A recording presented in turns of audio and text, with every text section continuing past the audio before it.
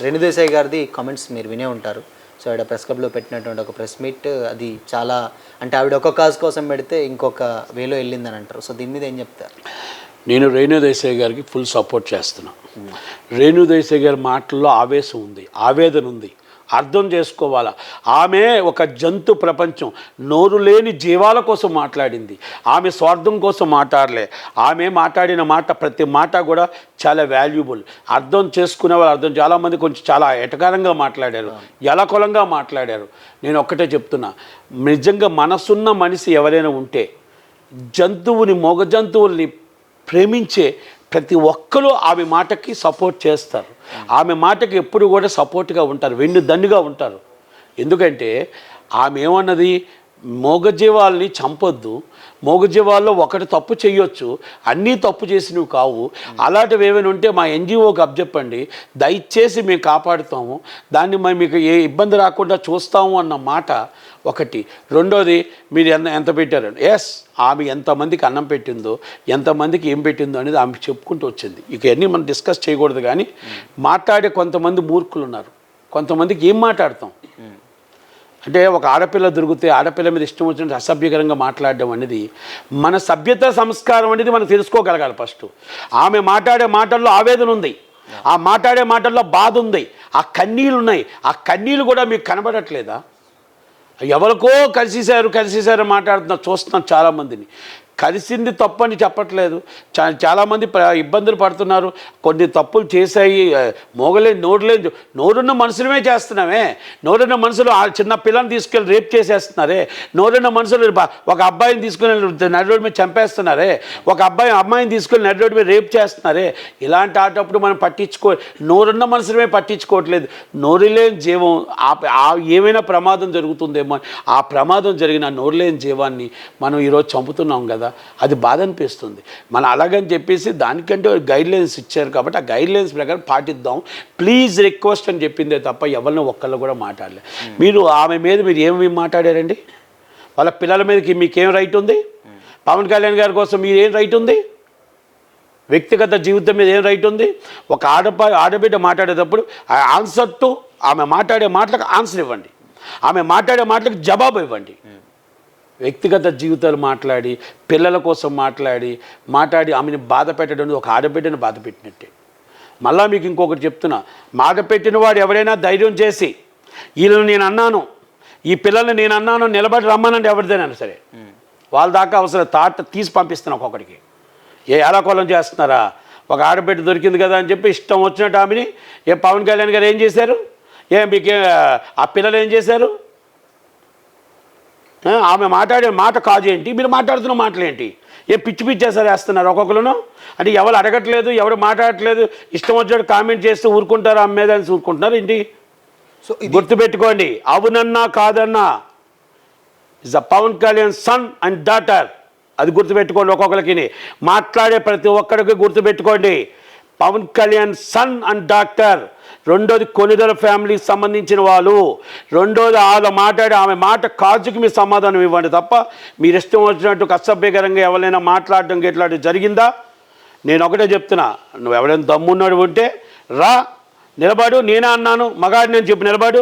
నిన్ను తాట తీసి పంపించకపోతే అడుగు నన్ను పంచాత్. నేను ఎందుకు చెప్తున్నానంటే, ఆమె అడిగిన మాటకు నువ్వు సమాధానం చెప్పు, ఆమె అడిగిన మాటకు నువ్వు ఎదురు చెప్పు, ఆమె అడిగిన మాటకు నువ్వు సమాధానం చెప్పు. ఒక ఆడబిడ్డని నీ ఇష్టం వచ్చి అసభ్యకరంగా మాట్లాడుతావు, వాళ్ళ వ్యక్తిగత విషయాలు మాట్లాడతావు. వారు వ్యక్తిగత విషయాలు ఎలా మాట్లాడతావు? నువ్వెవడివి?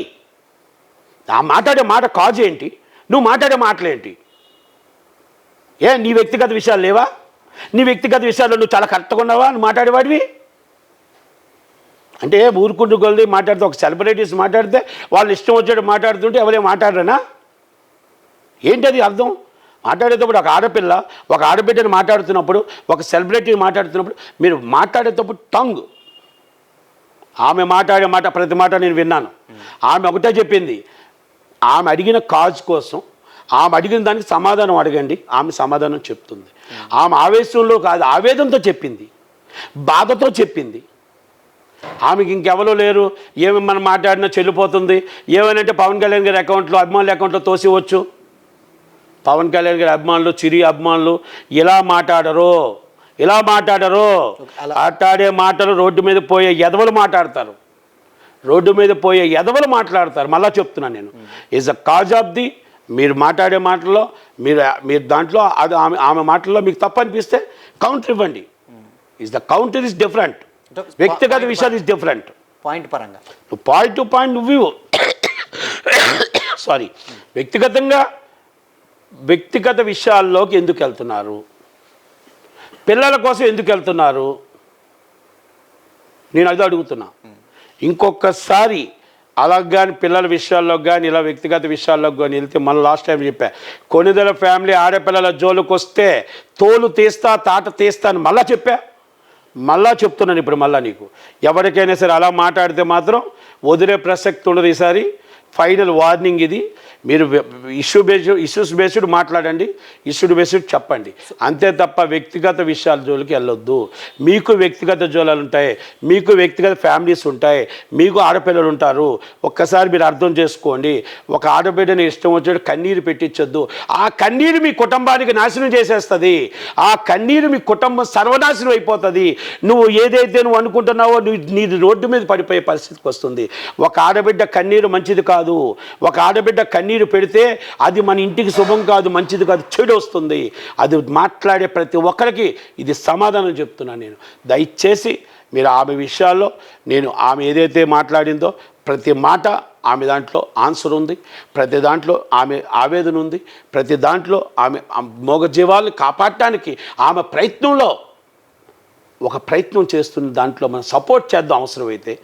లేదు మీకు తప్పు అనిపిస్తే మరి కామెంట్ చేయండి, అంతే తప్ప వ్యక్తిగత జీవితాలకు దయచేసి వెళ్ళొద్దు. మళ్ళా చెప్తాను, మీరు ఆమె ఆన్సర్కి కొంతమందికి ఇష్టం ఉండొచ్చు, ఉండకపోవచ్చు. నాకు జంతువు అంటే ఇష్టం అండి, నాకు కుక్కలంటే ప్రేమ, అది నా దాకా.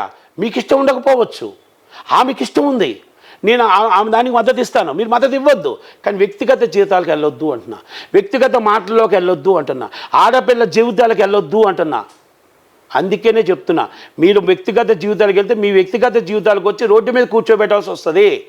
మళ్ళా కూడా చెప్తున్నా, సున్నితంగా చెప్తున్నా, ఆమె పూర్తిగా ఏదైతే రేణుదేశాయ్ గారి మాటలకే పూర్తిగా నేను మద్దతు ఇస్తూ, ఆమెకు అందరూ కూడా దయచేసి జంతువు ప్రేమికులు ప్రతి ఒక్కరు అండగా ఉండాలి. అలాగే జంతువుల్ని ఏవైనా సరే దయచేసి పిల్లలు కూడా అందరూ జాగ్రత్తగా ఉండండి.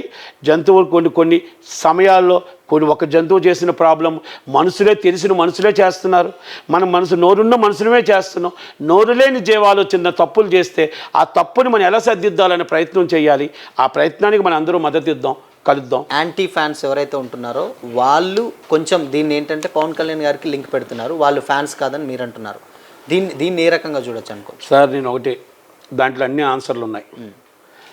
పవన్ కళ్యాణ్ కొనిదెల ఫ్యామిలీ ఎప్పుడు కూడా, ఏ ఫ్యాన్స్ ఎప్పుడు కూడా విద్యుత్తు 10 మందికి సహాయం చేయడంలో ఉంటారు.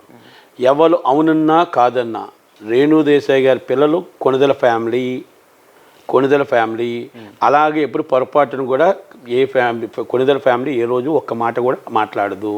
అందుకే చెప్పాను కదా, ఎవడెవడు ఎలా మాట్లాడుతున్నా తీసి పట్టుకోవాలంటే గంట పని. అందుకే చెప్తున్నా, ఒళ్ళు దగ్గర పెట్టుకుంటే బాగుంటుంది, కానీ ఎతకడం మొదలు పెడితే ఇంకా అది చాలా ఇబ్బందికరంగా వస్తుంది. ఎతకడం మొదలు పెడితే మీరు వ్యక్తిగత విషయాలకు వెళ్ళొద్దు. మీరు కౌంటర్ ఈజ్ రెడీ కౌంటర్. ఆమెకు మీరు ఇవ్వండి కౌంటర్, తప్పులేదు. ఇప్పుడు నేను మాట్లాడుతున్న మాటలో కౌంటర్ ఇవ్వండి. తప్పు మాట్లాడితే నేను 100% సర్దిద్దుకుంటా. ఆమె తప్పు మాట్లాడితే సర్దిద్దుకుంటా. నేను ఆ మాటలో ఎక్కడ ఆవేదన కనబడుతుంది, ఎక్కడ కోపం తప్పు కనబడట్లే. చాలామంది మాట్లాడుతుంది చూశాను నేను. అంటే నేను వ్యక్తిగత వెళ్ళొద్దు అంటున్నాను నేను. ఒక్కొక్కరి ఇష్టం ఒక్కొక్కరిది.